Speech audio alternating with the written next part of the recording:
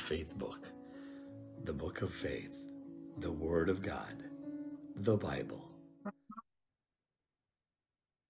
Magandang gabi sa inyong lahat and welcome to FBK Tuesday, June 4, 2024. Tuloy po natin ang ating pag-aaral sa libro ni Juan at ang ating pong aaralin ay galing sa chapter 1 ng librong ito. Share ko lang po yung aking screen para po meron tayong iisang nabasa. Okay, binigyan ko po ito ng title. Ang title ay ang pagtawag sa mga unang tagasunod ni Jesus. At ito'y mula sa Aklat ni Juan, chapter 1, verses 35 to 42. Sabay-sabay po nating basahin. Kinabukasan, naroon uli si Juan kasama ang dalawa sa mga tagasunod niya. Nang makita niya si Jesus na dumaraan, sinabi niya, "Narito na ang tupa ng Diyos." Nang marinig iyon ng dalawang tagasunod ni Juan, sinundan nila si Jesus. Bago ko ituloy ang pagbabasa, linaw ko lang po, ang Juan na binabanggit dito ay walang iba kundi si Juan Bautista or si John the Baptist. So tuloy natin, no? Nang marinig yun ng dalawang tagasunod ni Juan, sinundan nila si Jesus. Lumingon si Jesus at nakita silang sumusunod. Kaya tinanong niya sila, "Anong kailangan ninyo?" Sumagot sila, "Rabay, saan po kayo nakatira?" Ang ibig sabihin ng rabay ay guro. Sinabi sa kanila ni Jesus, "Halik kayo at makikita ninyo." Kaya sumama ang dalawa at nakita nila ang tinutuluyan niya. Bandang 4:00 na noon ng hapon, kaya doon na sila nagpalipas ng gabi. Ang isa sa dalawang nakarinig ng sinabi ni Juan at sumunod kay Jesus ay si Andres na kapatid ni Simon Pedro. Kinaumagahan, hinanap kaagad ni Andres ang kapatid niyang si Simon at sinabi sa kanya, "Natagpuan na namin ang Mesayas." Ang ibig sabihin ng Mesayas ay Kristo.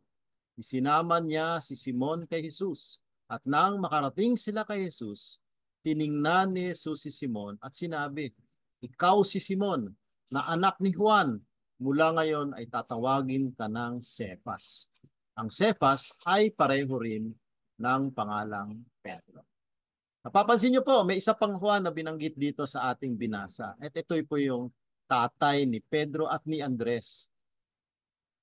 Pero meron pa tayong pangatlong Juan na hindi binabanggit at hindi pinakilala. At ito'y walang iba kundi yung kasama ni Andres na dating tagasunod ni Juan Bautista na sumunod kay Jesus. At siya po ay si Juan na apostol ni Jesus na kapatid ni James. Tawag nila James the Elder. So ito po ay isang naiibang kwento kung paano nagkakilala si Jesus, si Andres, si Simon Pedro at si Juan. Ang magandang lesson na sa tingin ko ay napaka-importante sa atin ngayon ay ang pagtawag or ang pagkakilala ng tatlo. Sa unang dalawang apostol, nakita natin na ginamit si Juan Bautista para sila po ay maituro at makilala si Jesus bilang Mesayas. Si Simon Pedro naman ay nakilala si Jesus dahil sa kanyang kapatid na si Andres. And of course, si Simon, dahil siya ay merong special na binanggit sa kanya si Jesus, di ba? Tawag sa kanya, "Ikaw ay si Simon, anak ni Juan. Mula ngayon ay tatawagin ka ng Cephas." Or sa salitang Griego, ibig sabihin ng Cephas ay bato. So bakit siya tinatawag na bato? Kasi po, kung maalala natin sa ibang kwento naman sa Bible, meron pong isang pangyayari kung saan sinabi ni Jesus, "Ikaw si Pedro at dito sa batong ito ay itatayo ko ang aking simbahan." In other words, parang sinasabi ni Jesus, ikaw Simon ang magiging bato o pundasyon ng simbahan na itatayo ko according kay Jesus Christ. So, makikita natin dito sa kwento na meron pong tatlong iba't ibang roles yung mga tagasunod ni Jesus. Si Andres at si Juan, sila yung naunang tinawag o naunang pumunta kay Jesus. At sila yung naging susi sa pagtawag sa iba pang mga apostol. At isa na dito ay si Simon Pedro. Si Simon Pedro naman ay of course naging pinuno ng lahat ng 12 tagasunod ni Jesus. At siya rin ang isa sa tatlong naging unang leader ng simbahan pagkatapos umalis si Jesus. So ano yung mga lessons na pwede nating pulutin dito sa maiksing kwentong ito?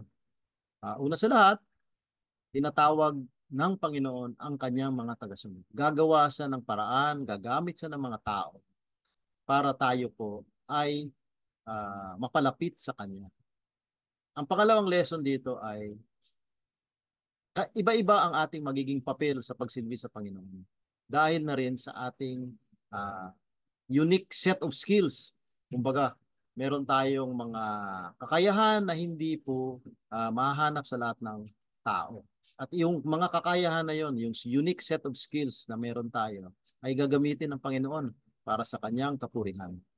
And finally, ang isang lesson dito na ako personally I find very important is yung gagamit ang Panginoon ng mga tao para turuan at i-equip ang kanyang mga tagasunod.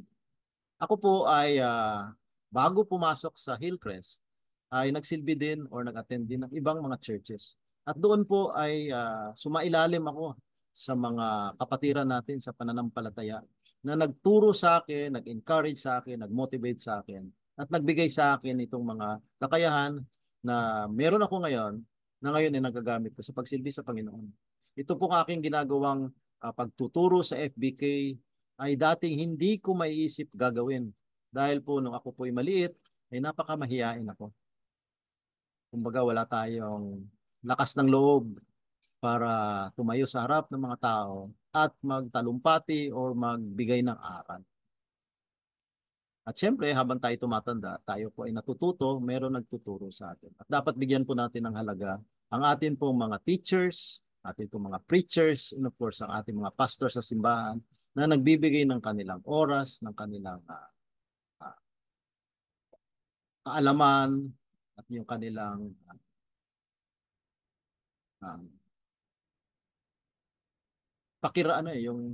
yung kanilang pakiramdam para tayo po ay mapalapit sa Panginoon sa pamamagitan ng pag-aaral ng kanyang salita. So diyan po nagtatapos ang ating lesson ngayong gabi. Sana po tayong lahat po ay na-bless sa ating pag-aaral.